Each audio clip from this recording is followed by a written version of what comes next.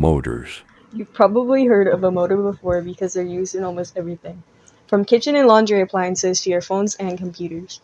These are electrical motors. They generate electrical energy into mechanical energy, which makes it move. These can be found in fans, which are widely used for electrical appliances like AC, refrigerators, computers, and just about any electrical appliance that requires cooling.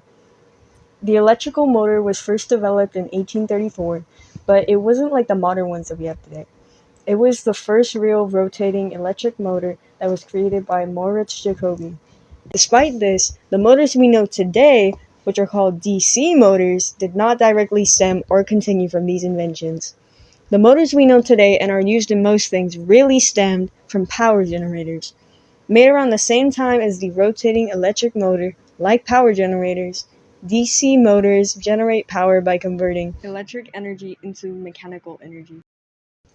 At first, they were very low quality and battery powered, so, as you can assume, pretty unsuccessful. But in later years of the 1800s, these motors became very viable and entered the market, only to improve significantly over the years.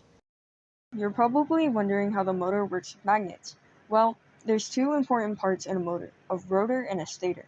A rotor has cool windings that the DC or direct current powers.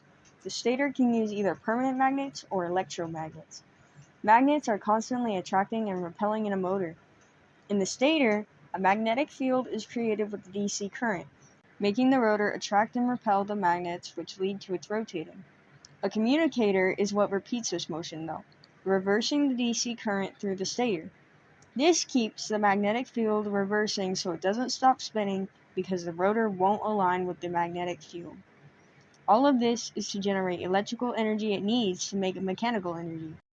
Electric motors are very efficient and effective in their line of work, and they actually waste less energy than other motors and are environmentally friendly. However, electric motors still have their problems. One of these problems is that they mainly rely on batteries as their energy storage, which gives them limits like how long they can last while being used out on roads or where you can't get easy access to these batteries. Another is that it takes way longer to charge than, say, a power generator or a car. Those can rely on gas, which is a quicker substitute for the other one. Before these motors, we had steampunk engines. Unfortunately, steampunk engines still wouldn't be as efficient as an electric motor. Without those motors, we wouldn't have what we consider basic house appliances. To summarize, without those motors, our day-to-day life would be 10 times more difficult than it is now. Electric motors definitely prove better than any other motor if we could just work on the battery life, as that can be pretty difficult or frustrating to deal with. Or if we could find a cheaper but equally as efficient way to produce electric motors, that would be great too. Motors can be used to help with a lot of things. We just have to make it happen one day.